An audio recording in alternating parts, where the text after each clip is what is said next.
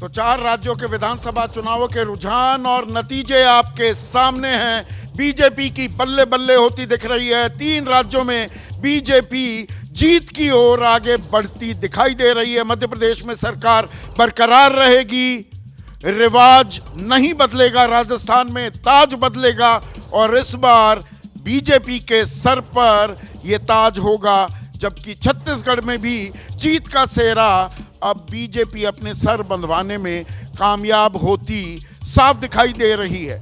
हम अभी मध्य प्रदेश की बात कर रहे थे। शिवराज सिंह चौहान ने महिलाओं का, आधी आबादी का शुक्रिया भी अदा किया।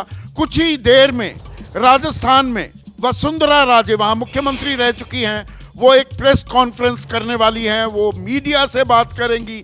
तो ताल जो ठोकते दिख रहे हैं शिवराज सिंह चौहान, ये बात हम लगातार कह रहे हैं। सामूहिक नेतृत्व में इन तीनों राज्यों में बीजेपी चुनाव लड़ी थी, लेकिन शिवराज भी ताल ठोक रहे हैं और वसुंधरा भी क्या मुख्यमंत्री बनने की ताल ठोकती नजर आएंगी, ये अभी देखने वाली बात है। लेकिन जब हम बीजेपी की बात करते हैं तो राकेश भाई, कांग्रेस की भी बात कर लेना जरूरी हो जाता है। कांग्रेस क्या जीत को टेकन फॉर ग्रांटेड मानकर चल रही थी? ये कांग्रेस के लिए बड़ा झटका है। कांग्रेस जब जुलाई अगस्त में एक अंदरूनी सर्वे हुआ तो उसमें भारतीय जनता पार्टी 50 से 60 सीटों पे थी मध्य प्रदेश में, और कांग्रेस को ये कहा जा रहा था कि 150 सीट पे।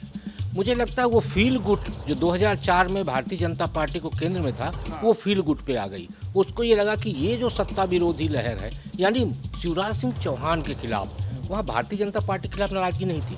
उसे ये लगा कि हमारी जीत सुनिश्चित है, भाजपा हारेगी, हम जीतेंगे।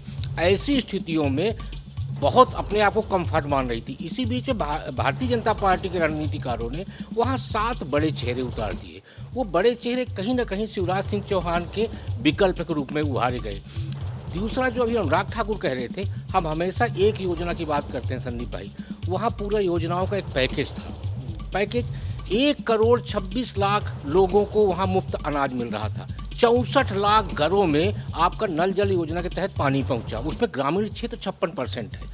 आपका 1 करोड़ 25 लाख लोगों को आयुष्मान योजना का लाभ मिल रहा है, वो भी कार्डधारी जो है, और 1 करोड़ 32 लाख लोगों को लाडली योजना का लाभ मिल रहा है।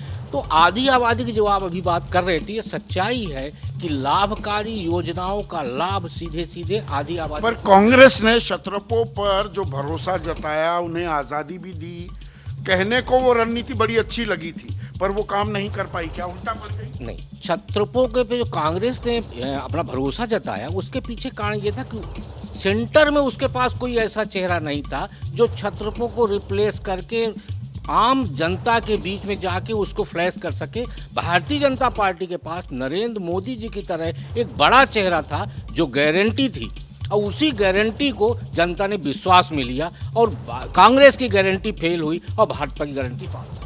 कांग्रेस की गारंटी फेल, बीजेपी की गारंटी पास। अब यहाँ पर थोड़े से हार में जो थोड़े सुर जो होते हैं, उनमें तीखापन, कड़वापन भी दिखाई देने लगा है।